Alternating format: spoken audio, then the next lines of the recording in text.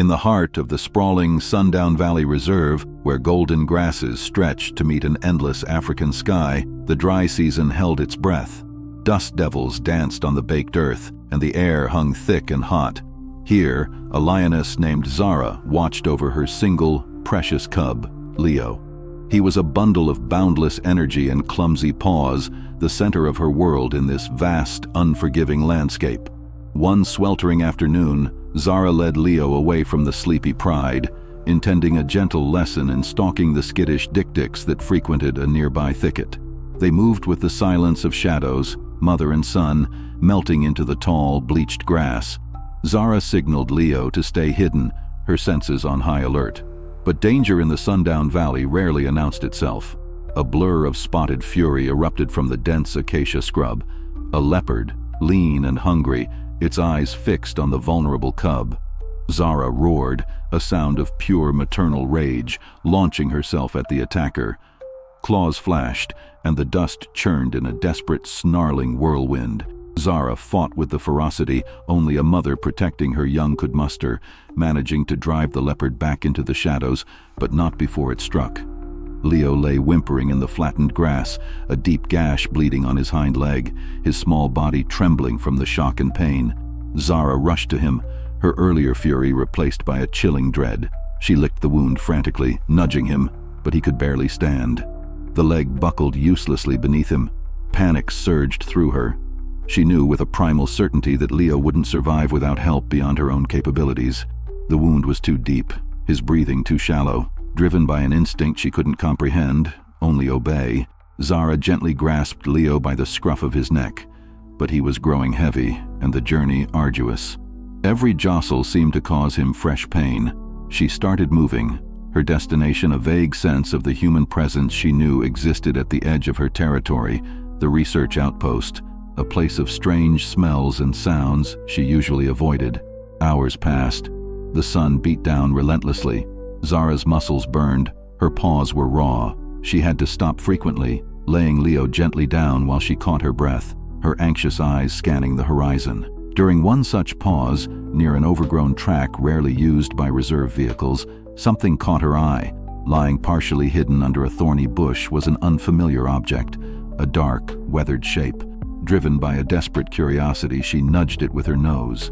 It was a discarded black leather bag, likely left behind by a careless visitor long ago. It smelled faintly of humans but was large and, despite a tear on one side, seemed sturdy. An idea sparked, born of desperation. Carrying Leo was agonizing for them both. She nudged the bag fully into the open. Hesitantly, she laid Leo beside it. Then, with surprising dexterity, she used her teeth to carefully manipulate the bag's opening, nudging her injured cub inside. He whimpered softly, but settled into the confined space.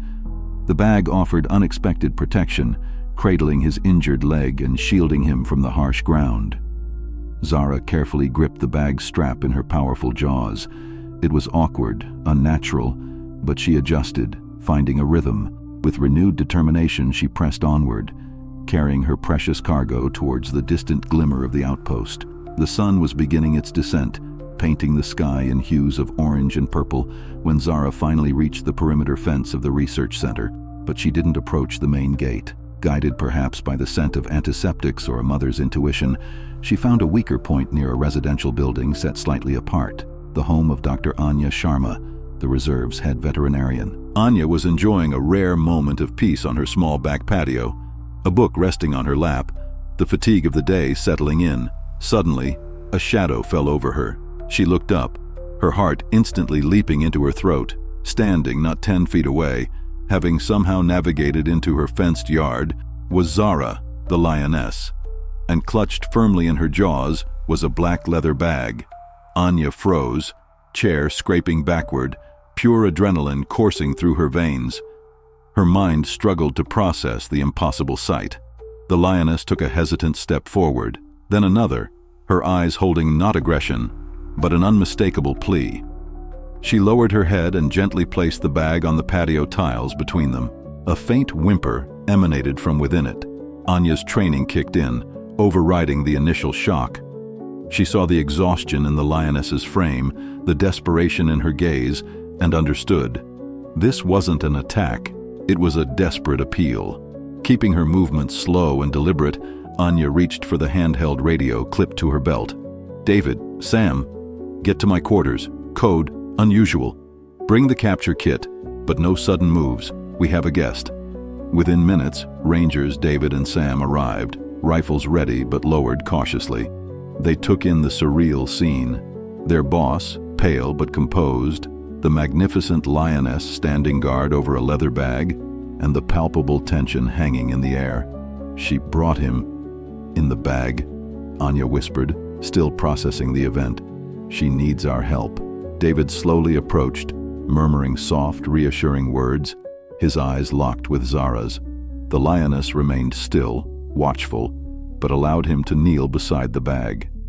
Sam stood back, covering them, marveling at the raw trust unfolding before him. David carefully unzipped the bag. Inside, Leo looked up, his eyes clouded with pain, but holding a flicker of hope. The injury was clear, the need urgent. "All right, girl," David said softly to Zara. "We'll take care of him." As David gently lifted the small cub, still partially cradled by the bag, Zara took a small step back, a silent permission granted. Anya and Max, her veterinary assistant who had rushed over, were already preparing the clinic. They carried Leo inside, Zara following at a distance before settling anxiously outside the clinic's large observation window, her gaze fixed on the room where her cub had disappeared. Inside, Anya and Max worked swiftly. They cleaned and stitched the deep gash, administered antibiotics and pain relief, and carefully examined for internal injuries. Leo, though weak, seemed to understand, enduring the treatment with a quiet resilience. Through the window, Zara watched every move, a low rumble vibrating in her chest. The next week was spent in careful observation. Zara and Leo were housed in a spacious, secure recovery enclosure adjacent to the clinic. Zara never strayed far from her cub, grooming him gently, her presence a constant soothing comfort. Anya provided daily care, while David and Sam ensured fresh food and water, speaking quietly to the lioness, acknowledging the strange, sacred trust she had placed in them.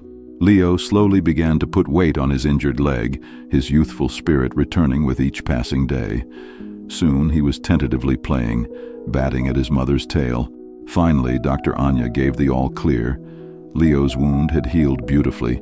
He was ready to return to the wild. The Rangers opened the enclosure gate. Zara stood, looked back at the humans who had saved her son, a long, deep look that spoke volumes. Then, with a gentle nudge to Leo, she walked out into the golden light of the savannah.